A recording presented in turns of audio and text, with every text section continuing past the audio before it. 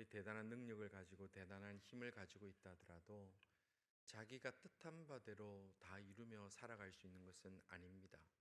아무리 능력이 있고 아무리 힘이 있고 의지가 강하다 하더라도 참 자기 뜻대로 되지 않는 것이 이 땅의 삶인데, 그 중에 가장 힘든 게 뭐냐고 얘기를 한다면 우리 부모님들은 잘 아시겠지만 자녀 교육이다, 이렇게 얘기를 할 수 있을 겁니다. 한국 재벌의 흑역사라는 책이 있습니다. 민중의 소리에서 나온 책인데, 그 책에 보면 삼성그룹을 창업한 이병철 회장의 어록이라고 이렇게 나와 있는 내용이 있는데, 여러분들도 아마 많이 아실 겁니다. 그 내용이 뭐냐면, 세상에서 마음대로 안 되는 것이 세 가지가 있다. 자식과 골프와 미원이다, 이래 됐어요. 이 세 가지가. 왜냐하면 아무리 사업을 잘하는 이병철 회장이 온갖 수단을 다 써도 미원을 못 이기는 거예요. 그리고 뭐 당시 그때 PGA를 석권했던 톰 왓슨이라는 유명한 골프 선수가 있었는데, 그 선수에게 이렇게 골프를 배워도요, 공이 똑바로 안 날아간다는 거예요. 잊기가 어렵다는 거예요. 그런데 이거보다 제일 어려운 게 뭐냐면 자녀 교육이 제일 어렵더라는 거예요. 이게 그 책에 나오는 내용입니다. 우리가 자녀 교육에 대해서 큰 소리 칠 수 있는 사람은 아무도 없습니다. 지나고 보니까 자녀들이 잘 컸고 이제 자녀들이 다 장성하고 세월이 지나고 보니까 뭐 이렇게 한다 했다, 이게 옳다라고 얘기를 하지만, 어린 내 자녀를 두고 내가 이 자녀 분명히 훌륭한 사람으로 키울 거야, 믿음의 사람으로 키울 거야, 잘 되는 사람으로 키울 거야 라고 장담할 수 있는 부모나 할아버지 할머니는 아무도 없습니다. 제일 두려운 겁니다. 그것은 우리의 능력으로 되는 것도 아니고 우리의 노력으로 되는 것도 아닙니다. 아무리 피눈물 흘리며 키운다고 해도 이 자녀가 어떻게 살아갈지, 어떻게 그 인생을 개척해 나갈지는 사실은 부모가 정확하게 알 수도 없고 장담할 수도 없습니다. 아무리 교육 철학으로 무장이 되어 있고 이론이 아주 잘 세워져 있고 인품이 좋은 부모라 할지라도 그 자녀가 그런 부모를 닮아서 살아갈 수 있을 것이다, 그렇게 장담 못합니다. 많은 경우에 부모님들은 정말 잘 살았는데, 그리고 부모님들은 정말 아름다운 인생을 살았는데 그 자녀들이 실패하는, 자녀 교육에 실패하는 인생들이 얼마나 많은지 모릅니다. 오늘 읽은 본문에 보면 히스기야 왕이 바로 그런 케이스입니다. 히스기야 왕은 자기 당대에는 하나님 앞에 잘 산 사람입니다.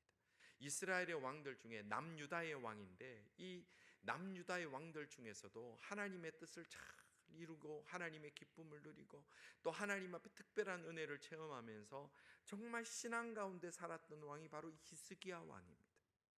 그런데 이 히스기야 왕에게 아들이 있었는데, 이 히스기야 왕이 그 아들을 양육하는 데는 실패했다는 것이 오늘 본문의 내용입니다. 히스기야 왕은 29년간 남유다를 통치했습니다. 29년간 남유다를 통치하면서 그가 했던 업적 중에 가장 큰 업적이 뭐냐면 종교개혁을 했어요. 왜냐하면 앞선 왕들이 우상을 섬깁니다. 아세라 목상을 세웁니다. 바알을 섬깁니다.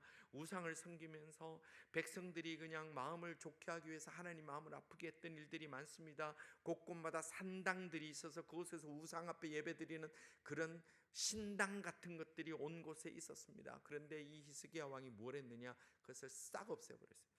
아세라 상들을 불태워버리고 산당들을 다 무너지게 하고 오직 하나님을 기쁘시게 하는 일에 최선을 다했던, 참 하나님 보시기에 바르게 살려고 노력했던 왕이 바로 히스기야 왕입니다.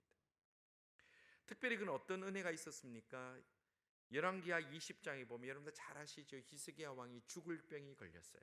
어떻게 합니까? 벽을 향하여 얼굴을 돌리고 향하여 들고 하나님 앞에 울며 기도합니다.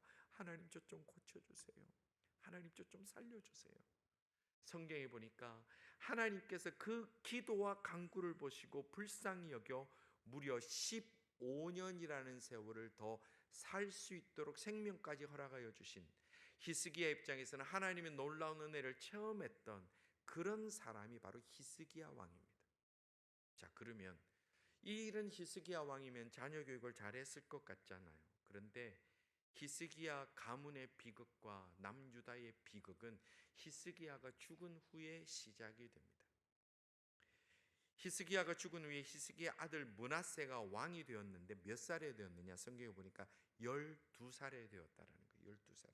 그런데 이 아들이 왕이 되고 나서 무엇을 했느냐? 성경은 이 아들 12살의 왕이 된 이 므낫세가 했던 행적에 대해서 어떻게 정리를 하고 있습니까? 3절은 이렇게 정리하고 있습니다. 그의 아버지 히스기야가 헐어버린 산당들을 다시 세우며 어떻게 했다고요? 다시 세웠다는 거예요. 그 아버지가 평생에 다 제거했던 우상들, 산당들, 그걸 이 사람이 다시 세웠다는 거예요. 이스라엘 왕 아합의 행위를 따라 이스라엘의 왕, 북쪽 이스라엘 왕의 이 아합은요, 이스라엘 남북 통틀어서 가장 악한 왕이 아합이에요. 근데 그 아합의 행위를 따라 바알을 위하여 제단을 쌓으며 아세라 목상을 만들며 하늘의 일월 성신을 경배하며 섬겼다, 그렇게 얘기했어요.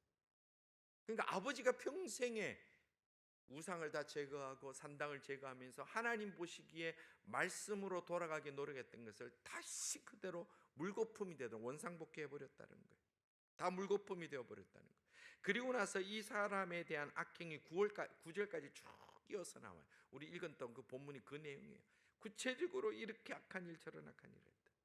성경에는 나오지 않습니다만 유대 전승에 의하면 이 므낫세 왕이 무슨 일까지 했느냐?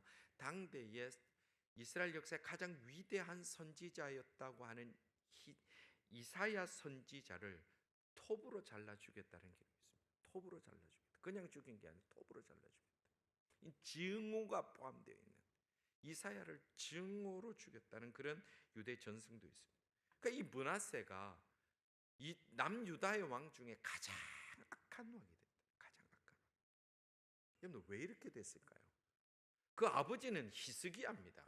그 아버지는 하나님께서 불쌍히 여기셔서 15년이라는 세월을 생명을 더 주신 사람이 히스기야입니다. 우리가 아무리 믿음 생활한다고 했지만 이렇게 은혜를 받기가 어려운 하나님의 은혜를 정말로 깊이 체험한 왕이 히스기야입니다. 그런데 이런 아버지에게 어떤 이런 아들이 나올 수 있었을까?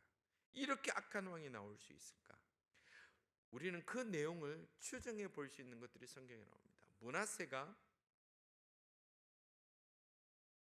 이 히스기야에게는 눈에 넣어도 아프지 않을 아들이었습니다. 물론 모든 부모에게 자식이 그렇죠. 다 귀하지만 특별히 이 므낫세는 히스기야에게 너무 귀중한 아들입니다. 자, 왜 그러냐면 히스기야가 열왕기 20장에 그 병남을 받았을 때 15년이 더 살게 돼서 그때의 히스기야 나이가 39세입니다. 근데 39세인데 그때까지만 하더라도 다음 세대를 이을 왕자가 없었어요. 그런데 그 나음을 잊고 나서 3년이 지난 후에, 그러니까 42세가 되죠. 그때에 늦둥이 아들이 태어났는데 그 늦둥이 아들이 누구냐? 므낫세라는 거예요. 요즘 또 40 넘어서 놓으면 늦둥이죠. 저도 늦둥이가 있습니다. 그런데 이 당시에는 수명이 길지도 않는 시대에 특별히 왕이 아들이 없이 그 나이까지 있었다는 것은 굉장히 불안하고 어려운 상황이에요. 그런데 그 42세가 되었을 때에 아들을 얻었다면 여러분들 그 아들 어땠을 것 같아요? 늦둥이가 없으니 뭐 하시나? 이거는요 진짜 눈에 넣어도 안 아플 수 있어요. 그리고 내 뒤를 이어서 나라의 왕을 세울 수 있다 그러면, 왕이 될 수 있는 왕자다 그러면 뭐 다 이쁜 거예요. 다 이쁜 거예요. 여러분 늦둥이가 넣으신 분은 알겠지만 늦둥이를 야단치기 전에는요 준비가 필요합니다. 먼저 웃음이 나오지 않도록 일부러 막 인상을 팍 쓰고 가야지, 그렇지 않으면 야단치려고 얼굴 딱 눈 마주치는 순간에 싹 웃어버립니다. 그런 일들이 있어요. 이 히스기야에게 이 므낫세가 얼마나 귀한 아들이었습니까? 그 아들을 죽을 때까지 12살이 될 때까지 스라에서 키웁니다. 얼마나 귀했을까요? 그런데 이런 귀한 아들이지만 결론적으로 자녀 양육에 실패했습니다. 요즘 한국에 유영재라는 방송인이 뭐 이렇게 언론에 뭐 이렇게 나오고 포털에 나옵니다. 근데 이 사람이 뭐 유명한 여배우잖아요. 그 여배우와 60이 넘어서 재혼을 했는데 뭐 1년 반밖에 안 살고 이혼을 했다. 근데 이혼한 사유가 굉장히 좀 지저분한 얘기들이 지금 많이 나옵니다. 거기에 대해서 막 악플들이 많이 달리는데 그 글들 중에 제가 참 가슴 아프게 보는 게 뭐냐 하면 막 비난하는 얘기들 중에 가슴 아픈 게 목사 아들이 어떻게 이럴 수 있느냐라는 거예요. 그러니까 이분의 아버지가 목사님인데 이 아버지가 시골에 다니면서 두 곳에서 개척하면서 그렇게 고생하고 고생하면서 교회 목회를 했던 그런 목사님이라는 거예요. 근데 어떻게 이런 목사 아들이 이럴 수 있느냐라는 그 글들을 보면 참 가슴이 아파요.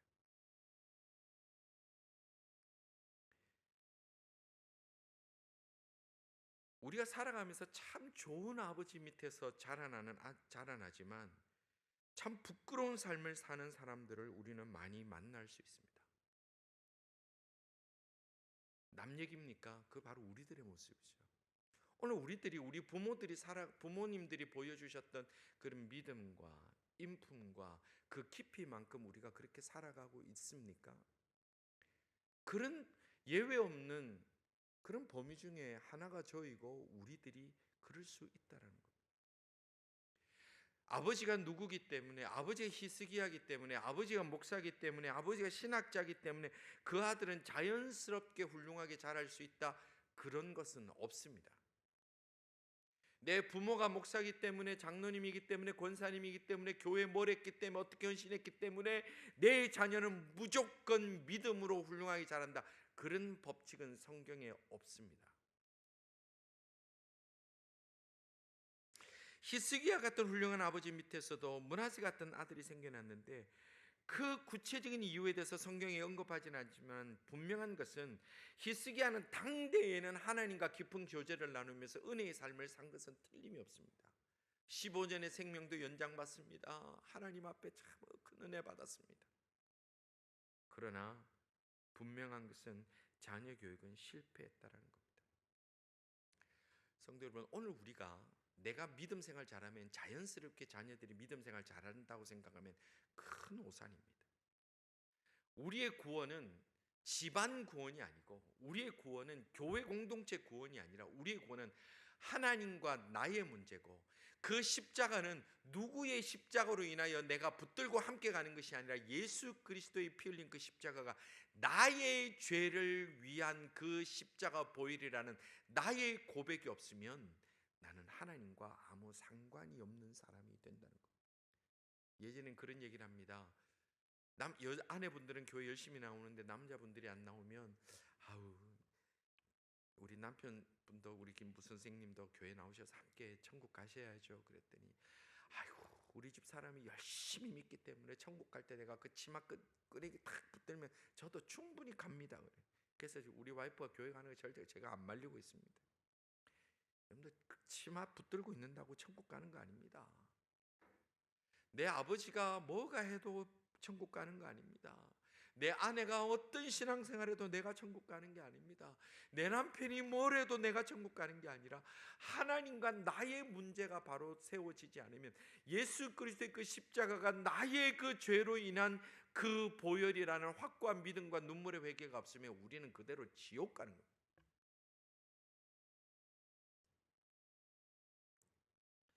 성경은 그래서 자녀 교육에 대해서 굉장히 강하고 엄한 말씀들을 많이 주시는데 여러 군데 있습니다만 특별히 잠언 29장 15절에 보면 이렇게 말씀합니다.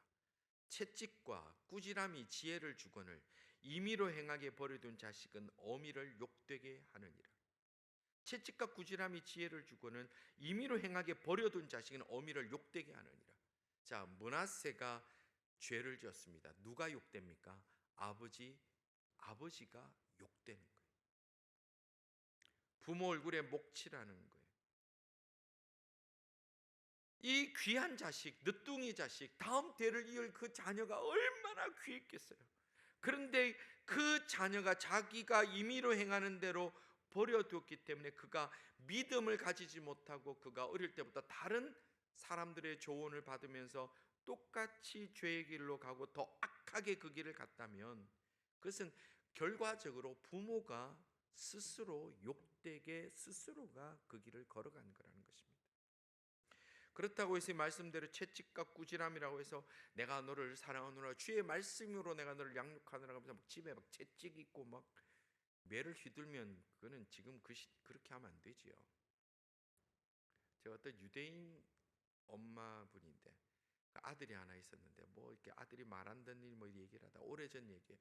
뭐 얘기를 하다 제가 이 얘기를 해서 잠언 29장에 보니까 야 너 유대인인데 말씀 알지 않느냐 이 말씀에 채찍과 꾸지람으로 아이를 바로 키워야지 자꾸 그렇게 놔두면 되냐 그랬더니 이 유대인 엄마가 눈물을 줄줄 흘렸던 기억이 제가 나요. 오래전 얘기. 성경에 진짜 이런 게 있었냐. 자기는 그냥 오냐 오냐고 키워야 돼. 할 때 잘 키우는 줄 알았다. 성경이 그런지 몰랐다. 그렇게 울더라. 이 매를 채찍과 꾸지람이라는 것은 뭐냐면 이거를 뭐 폭력을 사용해라는 게 아니라 그만큼 엄하게 다스리고 가르쳐야 된다. 엄하게 가르쳐야 된다. 오늘 우리 가정의 신앙교육의 모습이 어떻습니까? 부모님들은 특별히 우리 이민을 오신 분들은 잘 살라고 왔잖아요. 예전에는 가난한 나라였던 그 대한민국을 떠나서 부모 형제 등지고 그렇게 떠나올 때 잘 살라고 왔잖아요. 그러니까 자녀들이 어떻게 하느냐? 잘 사는 걸 강조했어요. 어떻게 하면 처세술이 좋고 이렇게 해야지 돈을 벌고 이렇게 하면 빨리 성장하고 이렇게 하면 빨리 성공하고 그래서 자녀들에게 하나님 말씀 하나님의 은혜를 소중하다는 것을 잘 가르치지 못한 것들이 특별히 이민사회에서 우리들의 고백입니다. 그러니까 보십시오. 여러분들 지금 보십시오. 이민 1세들의 교회는 지금 수백 개입니다. 그러면 이민 2세가 세운 교회가 지금 토론토에 몇 개 있습니까? 5손가락도 못 꼽습니다. 그 교회들도 다 지금 미자립입니다. 다 어렵습니다. 지금 이민이 벌써 좀 수십 년이죠. 이민 3세가 있는 교회 여러분들 하나라도 꼽아 보십시오.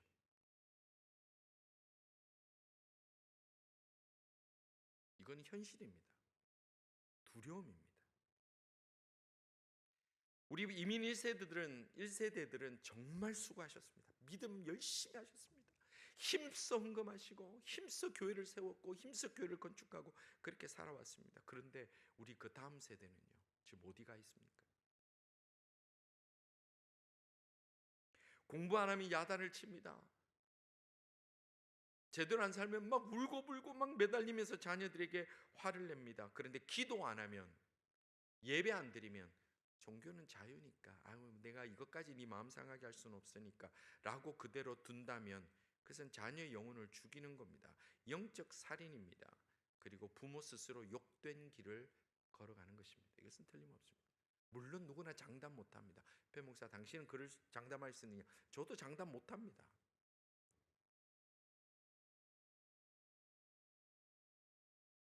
자녀 교육 뜻대로 되지 않습니다. 예, 특별히 신앙 교육은 더더욱 그렇습니다. 그러나 성도 여러분 포기해서는 안 됩니다. 변명해서도 안 됩니다. 끝까지 책임져야 됩니다. 그것이 자녀를 정말로 주님의 이름으로 사랑한다고 말할 수 있는 부모의 자세라는 겁니다. 잠언 22장 6절에 이렇게 말씀합니다. 마땅히 행할 길을 아이에게 가르치라. 마땅히 행할 길을 아이에게 가르치라. 그리하면 늙어도 그것을 떠나지 아니하리라.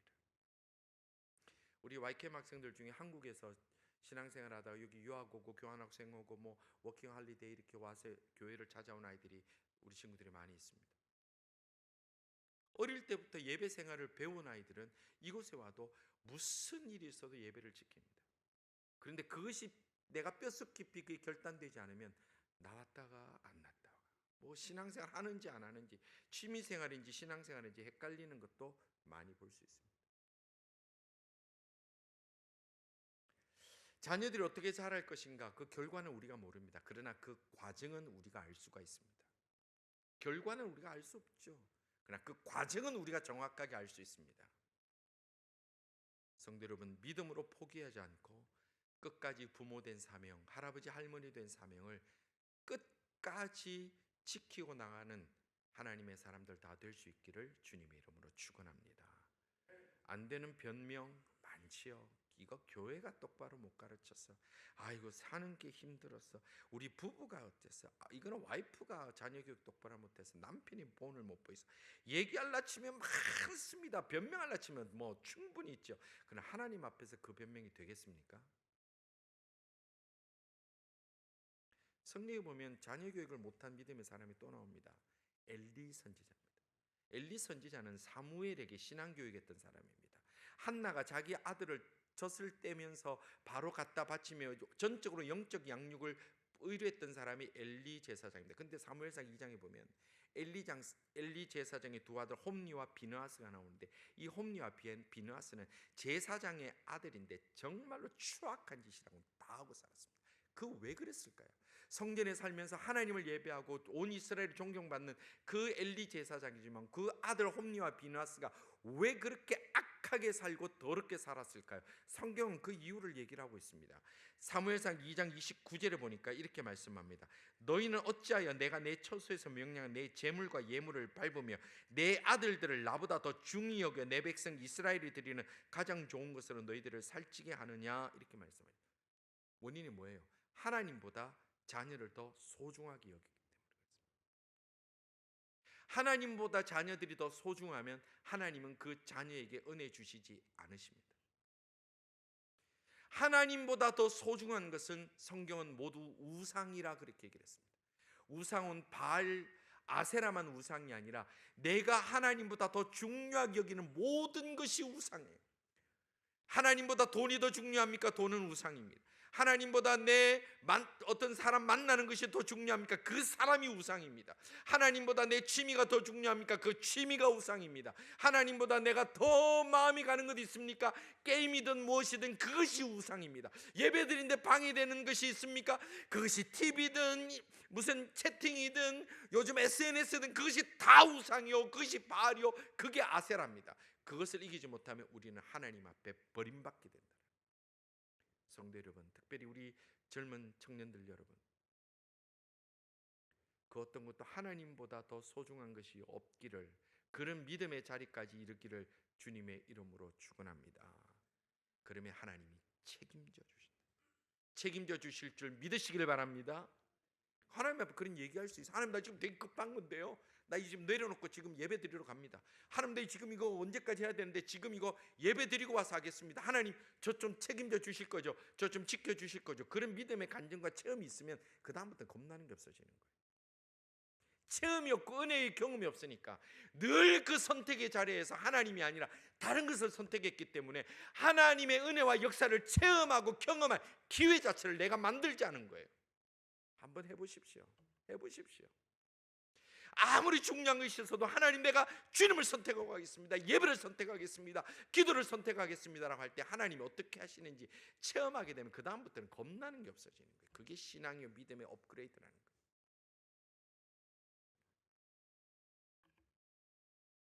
그런데 성경에 보면 끝까지 자녀 교육을 놓지 않은 한 사람이 있었습니다. 그 사람은 다윗입니다.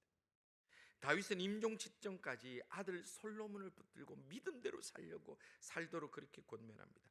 역대상 28장 9절에 이렇게 말씀합니다. 내 아들 솔로몬아, 너는 내 아버지 하나님을 알고 온전한 마음과 기쁜 뜻으로 섬길지어다. 여호와께서는 모든 마음을 감찰하사 모든 의도를 아시나니 내가 만일 그를 찾으면 만날 것이요 만일 내가 그를 버리면 그가 너를 영원히 버리리라. 이게 지금 다윗이 아들 솔로몬에게 죽어가면서까지 애가 타며 얘기하는 거예요.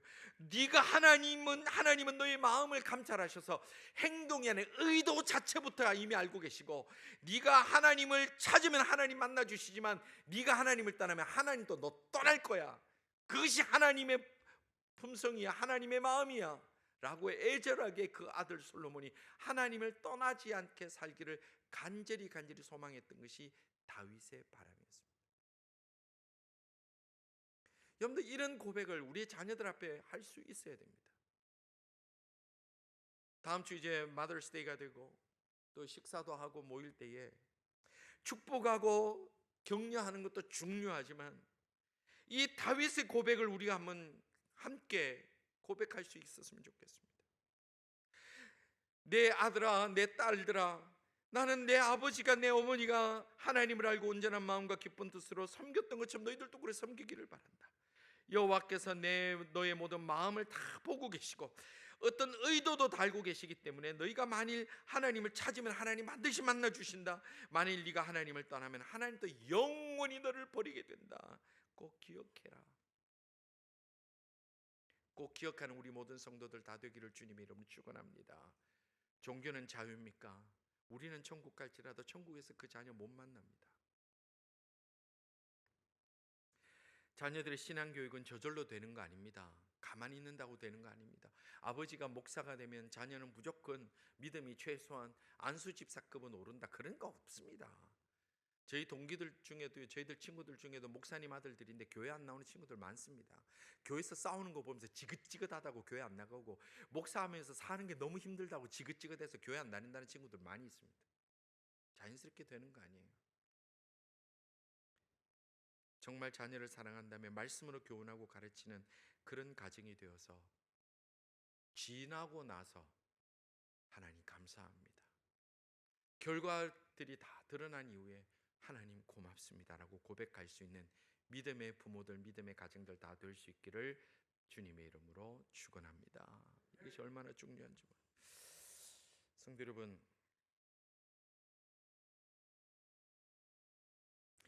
이민 오셔서 이 땅에 성공하셔야지요. 또 성공하셨고 또 축하드립니다. 하나 더 합시다. 자녀 교육에 성공합시다. 하나님 보실 때 자녀 교육 잘했다 칭찬 받을 수 있도록 살아갑시다.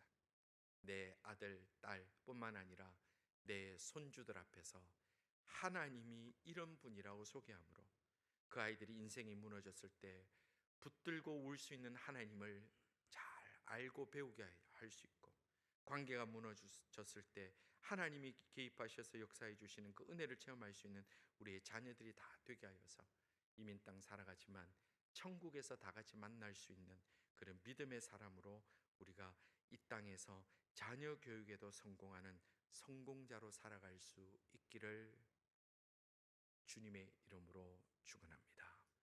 우리 시간 함께 기도합시다. 우리 자녀를 위해서 기도합시다. 성경은 내 자녀를 위하여 울라라고 했습니다. 내 자녀가 속상하게 하고 성적 떨어지고 사회에서 실패하면 우는데 믿음 없음 때문에 우리가 울어봤습니까? 이 자녀들이 하나님을 모르는 것에 대해서 우리가 애통해 봤습니까? 이것은 우리 부모가 잘못한 겁니다. 이 시간에 우리가 자녀들을 위해서 기도합시다. 하나님, 우리 자녀들에게 하나님을 만날 수 있는 기회를 열어주시옵소서. 우리 자녀들에게 하나님을 알고자 하는 그 마음을 다시 회복시켜 주옵소서.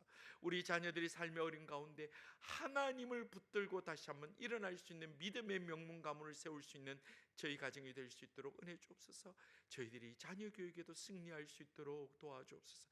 이 제목으로 우리가 진심으로 애통하는 마음으로 우리의 자녀를 가슴에 담고 우리의 미래의 자녀 또한 가슴에 담고 함께 기도하며 나가도록 하겠습니다. 기도하시겠습니다. 아버지 하나님, 저희들 불쌍히 여겨 주옵소서. 저희들이 이 땅에서 잘 되라고, 이 땅에서 성공하라고는 그렇게 울부짖었지만 정말 믿음으로 말씀으로 승리하라고, 예배의 승리자가 되라고는 애통하지 못함을 용서하여 주옵소서.